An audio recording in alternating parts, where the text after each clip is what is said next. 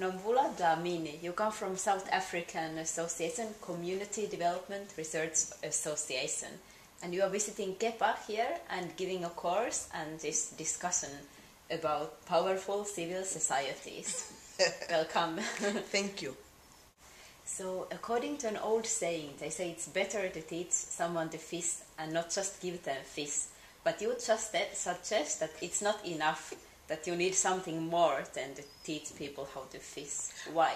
Absolutely. I think this expression of it's better to teach somebody how to fish than to give them fish may have been very appropriate in the South African context in the 1970s and 80s. But now it's not enough, because even if you teach them how to fish, they may not even have access to the waters from which you expect them to fish. They might not even have the materials with which to go to go fishing. So I think the expression itself needs to be looked at in a completely different light, because issues of access are important, and whether people even have control over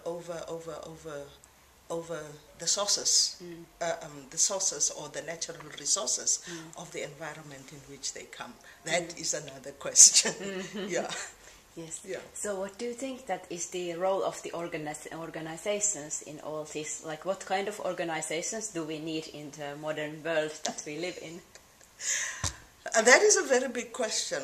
What are the organizations of the future that we need? Let me just say that the experiences of the Community Development Resource Association are mainly in the field of working with civil society organizations. So more and more what we are seeing organizations that are much more prepared to actually listen to the people. So this thing of listening to the people, because the more you listen to the people, the more you become aware of what is it that the people are asking for, what the people are wanting to do. Not what you are wanting to do as an organization, but what are the people wanting to do. So that is one thing. Are we prepared to become listening organizations, listening to communities and listening to the people? Into the future, what is also going to be required is organizations that really challenge themselves to work much more creatively, because the social problems have become bigger and they've become much more complex. So we need to really forget about our old approaches and start to leave those old approaches behind and try more and more to explore, try and find, identify, develop much more creative approaches. Because we've seen that the old ones don't work actually. Yeah.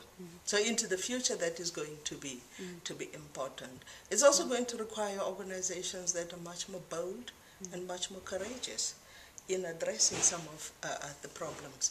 As I've mentioned already, the problems have become bigger and they've become more complex.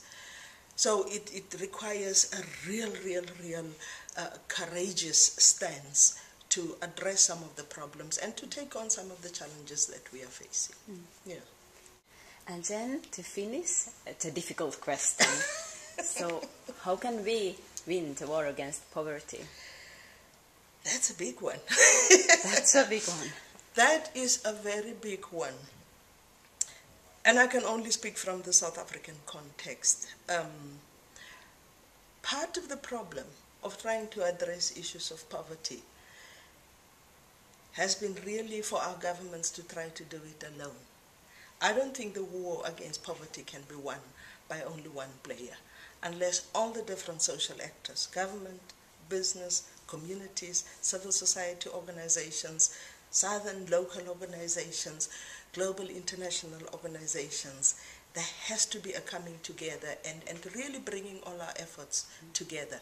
But more importantly, in the South African context, where I can see a difference is where we're beginning to really tap into the resourcefulness of people, where you're really beginning to challenge people and really challenging them to become much more resourceful in terms of addressing their own problems, and not only looking to government to be the provider, to be the deliverer of services, but beginning to ask more and more the question of what can people do for themselves.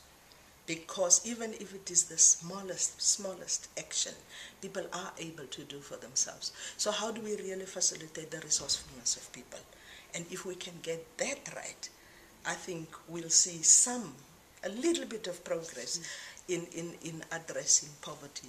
But we also need to look at the bigger things that are what is actually contributing to the inequality, what is actually contributing to the poverty, and the bigger issues also need to be addressed in order to really make a difference. Yeah. Thank you very much, and have a good conversations this afternoon with the Finnish organizations. Thank you.